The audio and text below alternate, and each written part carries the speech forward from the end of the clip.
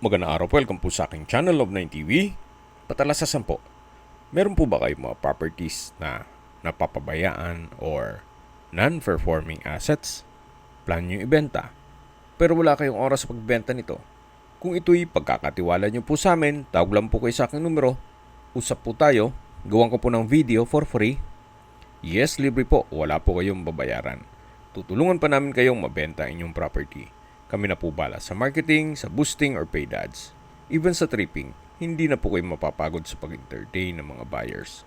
Kami na po bala sa lahat. Tawag lang po kayo.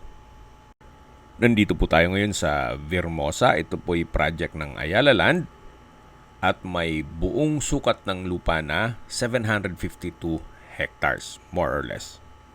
Ito po yung modern suburban community na nag-promote sa healthy at active living.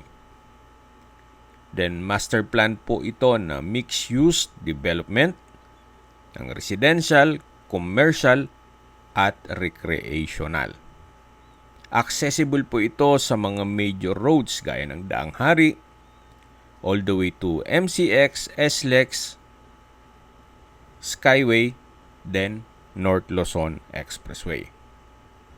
Pati po Aguinaldo Highway. At meron pong project ang ating gobyerno na malapit dito, yung LRT6 na dadaan po yan sa Daang Hari. Ito po yung swimming pool at clubhouse ng subdivision. Dito po sa Vermosa ay meron pong 6 na subdivision o neighborhood. Then kung sakali man na mapuno po yan, magkakaroon po ng 30,000 na residente. So magiging city na po siya. Bali po dito sa loob ng Vermosa ay meron na rin pong mall na kung saan napakalaki po ng area, 45,000 square meters. Then meron din pong 11.2 hectare na campus town, 8 hectare Vermosa Sport Hub, at may athlete house, then 2.3 million square meters commercial district. Ganun po kaganda ang project na to. Magiging central business district po ito ng Cavite.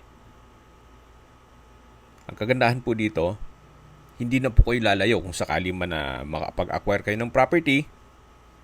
So dito mismo sa 752 hectares, kumpleto na po. Hindi na po kayo lalayo pa.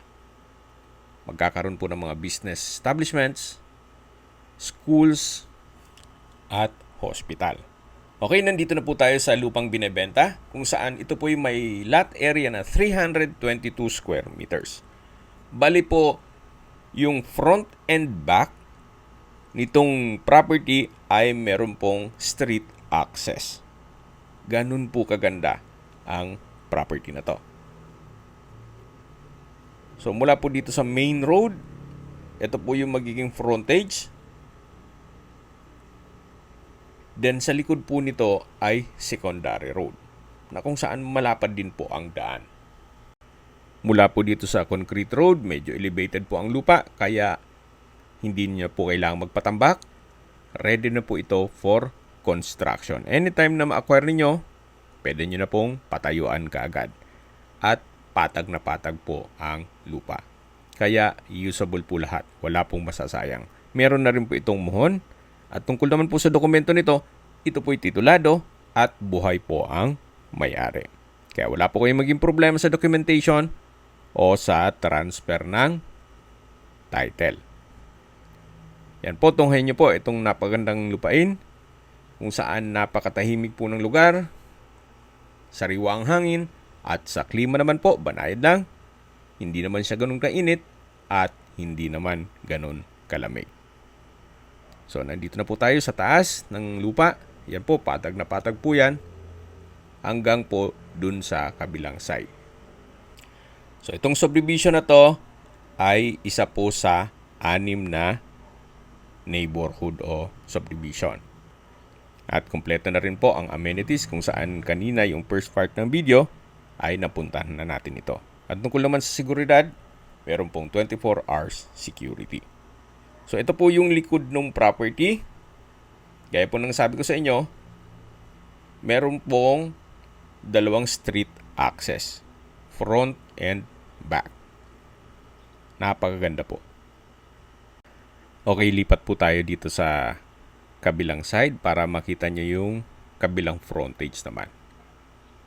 So mula po dito sa may poste or katabi ng poste yung muhon hanggang dito naman sa may puno. Hanggang dyan po ang property line.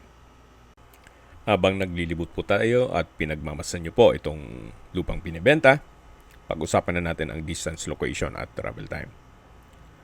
Mula po sa Daang Hari, napakalapit lang po. Ang pag-exit nyo dito sa mismong Vermosa ay nandun na po ang Daang Hari na kung saan may access po ito sa MCX, then SLEX, Skyway, all the way to NLEX at ibang parte ng Metro Manila. Ganun po ka-accessible itong lokasyon ng property. At mula naman po sa airport, ang distance is 29.4 kilometers at ang travel time is 43 minutes. Mula naman po sa BGC, ang distance is 33.3 kilometers at ang travel time is 50 minutes. Kung pupunta naman po kayo sa Tagaytay, ang distance is 36.7 kilometers at ang travel time is 1 hour and 6 minutes. At meron pong malapit na hospital dito sa Vermosa. Ang distance is 5 kilometers at ang travel time is 10 minutes. Yan po yung lagi kong pinabanggit sa inyo na dapat nyo i-consider sa paghanap ng property, yung meron pong malapit na hospital. Hindi ko naman po sinasabing sakitin kayo. Yan naman po for emergency purpose lang naman.